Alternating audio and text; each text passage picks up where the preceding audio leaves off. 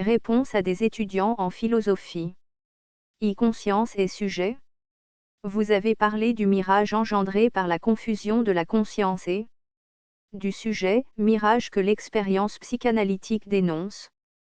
Or, la philosophie parle de conscience, cogito cartésien, conscience transcendantale, conscience soi hegélienne, cogito apoptyque de Husserl, cogito pré-réflexif de Sartre. Comment l'expérience psychanalytique rend-elle compte de la méconnaissance engendrée chez un sujet par le fait de s'identifier à sa conscience?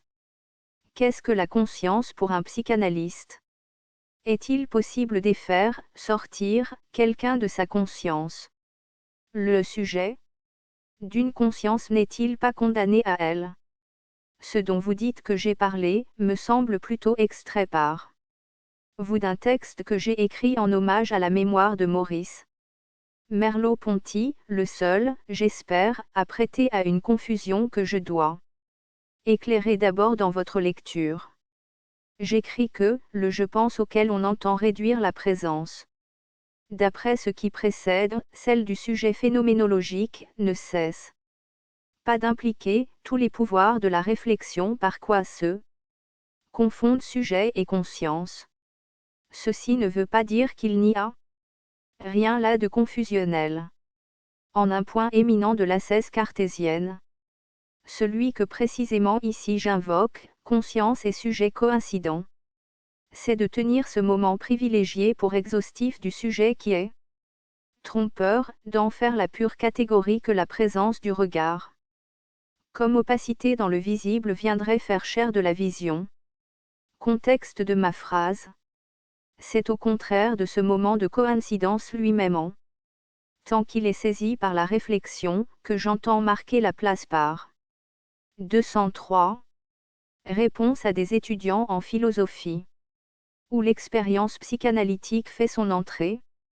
À seulement être tenu dans le temps, ce sujet du « je pense » révèle ce qu'il est, l'être d'une chute. Je suis ce qui pense, donc je suis, l'ai-je commenté ailleurs, marquant que le « donc » trait de la cause, divise inauguralement le « je suis » d'existence du « je suis » de sens. Cette refente, c'est proprement ce dont la psychanalyse nous donne l'expérience quotidienne. J'ai l'angoisse de la castration en même temps que je la tiens pour impossible. Tel est l'exemple cru dont Freud illustre cette refente, reproduite à tous les niveaux de la structure subjective. Je dis qu'on doit la tenir pour principielle et comme le premier jet du refoulement originel. Je dis que les consciences philosophiques dont vous étalez la brochette jusqu'au culmen de Sartre n'ont d'autre fonction que de soutenir cette béance du sujet et que l'analyste en reconnaît l'enjeu, qui est de verrouiller la vérité, pourquoi l'instrument parfait serait évidemment l'idéal que Hegel nous promet comme savoir absolu. Le prétexte dont cette opération se part de toujours, se trahit du style de bon apôtre dont il s'est illustré spécialement dans le discours de Leibniz. C'est pour sauver la vérité qu'on lui ferme la porte. C'est pourquoi la question d'une erreur initiale dans la philosophie s'impose dès que Freud a produit l'inconscience sur la scène. Qu'il lui assigne l'autre scène, l'appelle-t-il, et qu'il lui rend le droit à la parole. C'est ce sur quoi Lacan revient, pour ce que cette levée du sceau est si redoutable que ses praticiens eux-mêmes ne songent qu'à la reléguer. Ce droit, dis-je, l'inconscient le tient de ce qu'il structure de langage, et je m'en expliquerai de l'éclat sans fin dont Freud fait retentir ce fait, si vous m'aviez posé la question autour des termes inconscient et sujet. J'eusse pu alors y apporter ce complément que cette raison même ne suffit pas à fonder ce droit, qu'il y faut, comme au fondement de tout droit, un passage à l'acte, et que c'est devant quoi le psychanalyste aujourd'hui se dérobe. C'est pourquoi ce que j'enseigne ne s'adresse pas de premier jet aux philosophes. Ce n'est pas, si je puis dire, sur votre front que je combats, car il est remarquable que vous me posiez des questions sans 204. Réponse à des étudiants en philosophie. Autrement vous inquiétez d'où je suis fondé à soutenir les positions que vous me prêtez plus ou moins exactes. La place de renonciation est essentielle à ne pas éluder de tout énoncer, sachez-le. Méfiez-vous donc de votre précipitation, pour un temps encore. L'aliment ne manquera pas à la broutille philosophique. Simplement, le passage à l'acte psychanalytique pourrait lui indiquer de reconnaître la substance du côté de la pénurie. La psychanalyse n'a pas à rendre compte à la philosophie de l'erreur philosophique, comme si la philosophie à partir de là devait, s'en rendre compte. Il ne peut rien y avoir de tel, puisque de se l'imaginer, c'est précisément l'erreur philosophique elle-même. Le sujet n'y a pas le tort de s'identifier à sa conscience, comme vous me le faites dire, Dieu sait pourquoi, mais de ne pouvoir de là que laisser échapper la topologie qui se joue de lui dans cette identification. J'ai dit, topologie. Car c'est ici ce qui prévaut. Je veux dire que, sans la structure, impossible de rien saisir du réel de l'économie de l'investissement comme on dit, même sans savoir ce qu'on dit. C'est de manquer de l'élaboration qu'a préparée ici pour nous la linguistique, que Freud hésitait à prendre parti sur l'origine de la charge, qu'il distinguait dans la conscience, fort perspicace à la reconnaître pour démesurer au regard de la minceur d'épiphénomènes où entendait la réduire une certaine physiologie et s'en libérant à indiquer à ses suivants le phénomène de l'attention pour en découdre. Index apparemment insuffisant, les psychanalystes ont rarement su se servir d'une clé quand Freud ne leur a pas appris comment elle ouvre. Peut-être l'avancée que j'entreprends cette année vers un certain objet dit petit à permettra tel là-dessus quelques progrès. J'espère donc avoir remis à sa place la fonction d'une confusion.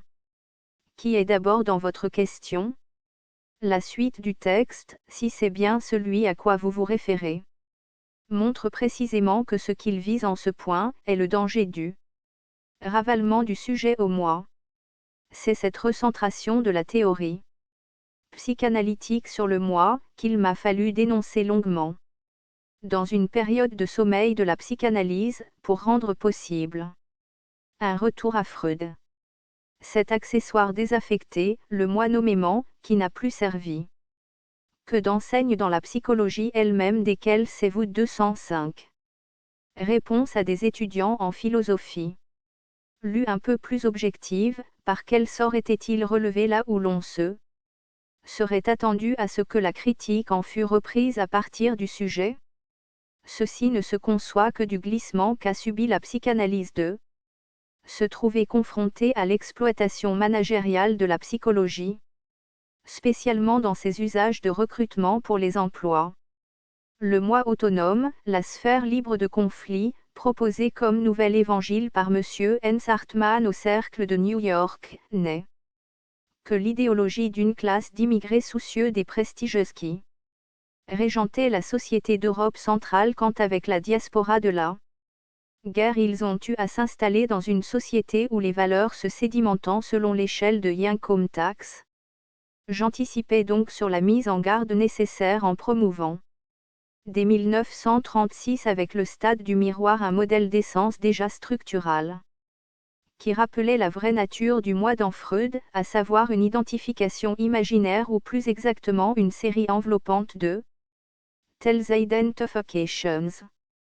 Notez pour votre propos que je rappelle à cette occasion la différence de l'image à l'illusoire, elle, illusion optique, ne commence qu'au jugement, auparavant elle est regard objectivé dans le miroir. Hans Hartmann, fort cultivé en ces matières, put entendre ce rappel dès le congrès de Marienbad où je le proférai en 1936. Mais, on ne peut rien contre l'attrait de varier les formes du camp de concentration, l'idéologie psychologisante en est une. Vous autres philosophes ne me semblez avoir besoin de ce registre de mes remarques que si déjà Alain ne vous a pas suffi. Étiez-vous assez édifié pour me dispenser de répondre sur les moyens de faire sortir quelqu'un de sa conscience? Je ne suis pas Alphonse Allais, qui vous répondrait, l'écorché. Ce n'est pas à sa conscience que le sujet est condamné, c'est à son corps qui résiste de bien des façons à réaliser la division du sujet, que cette résistance est servie à loger toutes sortes d'erreurs, dont l'âme n'empêche pas cette division d'y porter des effets véridiques. Tel ce que Freud a découvert sous le nom dont vacille encore l'assentiment de ses disciples, la castration. 206. Réponse à des étudiants en philosophie. Il psychanalyse et société. Quel est le rapport entre le sujet d'une praxis révolutionnaire visant le dépassement de son travail aliéné et le sujet du désir aliéné? Quelle est, d'après vous, la théorie du langage impliquée par le marxisme? Que pensez-vous de cette expression récente de Manoni qui, parlant de la cure psychanalytique, la caractérise comme l'intervention d'une institution dans une autre institution, à une récente réunion des psychothérapeutes institutionnels? Cela pose le problème de la fonction sociale de la maladie mentale et de la psychanalyse. Quelle est la signification sociale du fait que le psychanalyste doit être payé par l'analysé? Le psychanalyste doit-il tenir compte du fait que sa cure est une thérapie de classe? Sujet du désir aliéné, vous voulez dire sans doute ce que j'énonce. Comme, le désir de, est le désir de l'autre, ce qui est juste, à ceci près qu'il n'y a pas de sujet de désir. Il y a le sujet du fantasme, c'est-à-dire une division du sujet causée par un objet, c'est-à-dire bouché par lui, ou plus exactement l'objet dont la catégorie de la cause tient la place dans le sujet. Cet objet est celui qui manquera la considération philosophique. Pour se situer, c'est-à-dire pour savoir qu'elle n'est rien. Cet objet est celui que nous arrivons dans la psychanalyse à ce qu'il saute de sa place, comme le ballon qui échappe de la mêlée, pour s'offrir à la marque d'un but. Cet objet est celui après quoi l'on court dans la psychanalyse, tout en mettant toute la maladresse possible à sa saisie théorique. C'est seulement quand cet objet, celui que j'appelle l'objet petit a, et que j'ai mis au titre de mon cours de cette année comme l'objet de la psychanalyse, aura son statut reconnu, qu'on pourra donner un sens à la prétendue visée que vous attribuez à la praxis révolutionnaire d'un dépassement par le sujet de son travail aliéné. En quoi peut-on bien dépasser l'aliénation de son travail? C'est comme si vous vouliez dépasser l'aliénation du discours. 207. Réponse à des étudiants en philosophie. Je ne vois à dépasser cette aliénation que l'objet qui en supporte la valeur, ce que Marx appelait en une homonymie singulièrement anticipée de la psychanalyse, le fétiche, étant entendu que la psychanalyse dévoile sa signification biologique. Or cet objet causal est celui dont la coupe réglée prend forme éthique dans l'embourgeoisement qui scelle à l'échelle planétaire le sort de ce qu'on appelle non sans pertinence les cadres. Trouvez là un linéament de ce qui pourrait faire passer votre question à l'état d'ébauche. Mais pour éviter toute méprise, prenez acte que je tiens que la psychanalyse n'a pas le moindre droit à interpréter la pratique révolutionnaire, ce qui se motivera plus loin, mais que par contre la théorie révolutionnaire ferait bien de se tenir pour responsable de laisser vide la fonction de la vérité comme cause, quand c'est là pourtant la supposition première de sa propre efficacité. Il s'agit de mettre en cause la catégorie du matérialisme dialectique, et l'on sait que pour ce faire les marxistes ne sont pas forts. Quoique dans l'ensemble ils soient aristotéliciens, ce qui n'est déjà pas si mal.